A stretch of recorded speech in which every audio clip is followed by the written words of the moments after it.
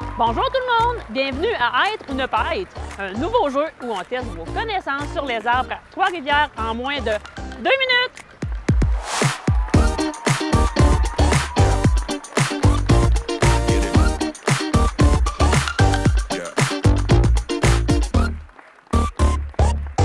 Première question. Les bienfaits des arbres abondent. Parmi les trois énoncés suivants, lequel est faux? A.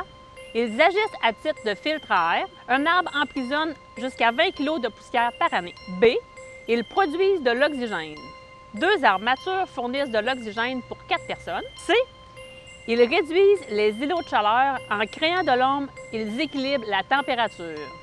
La réponse? Tout est vrai. Oh! Voici un fait, on enchaîne.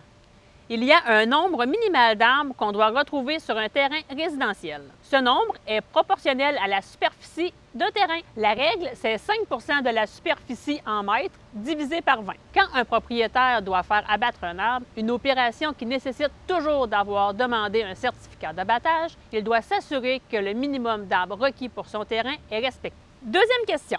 Parmi ces affirmations, laquelle est vraie? A. Pour réussir une plantation à la maison, il faut choisir une essence qui aura l'espace nécessaire pour le développement de l'arbre jusqu'à maturité, faire un trou suffisamment grand, prévoir de la bonne terre, une cuvette pour l'arrosage et beaucoup d'eau. B. Les racines d'un arbre peuvent s'étendre jusqu'à 10 fois la hauteur de sa couronne. La couronne, c'est de la première branche jusqu'à la cime de l'arbre. La réponse est A. Planter le bon arbre au bon endroit et lui fournir les ressources nécessaires, c'est tout ce dont un arbre a besoin. Pour l'étalement des racines, on calcule habituellement 1 fois à 1 fois et demie le diamètre de la couronne de l'arbre. On a le temps pour un dernier, on enchaîne. Saviez-vous que sève, arbre, non?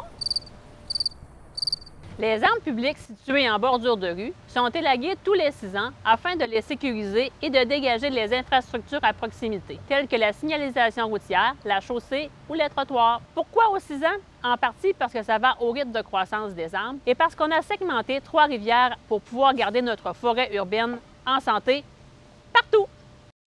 Voilà qui conclut cette première édition d'Être ou ne pas être.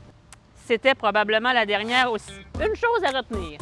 S'il y a des règlements qui encadrent la gestion de l'arbre à Trois-Rivières, c'est pour que leurs bienfaits contribuent à la qualité de vie de tout le monde. Notre forêt urbaine, on l'aime et on en prend soin.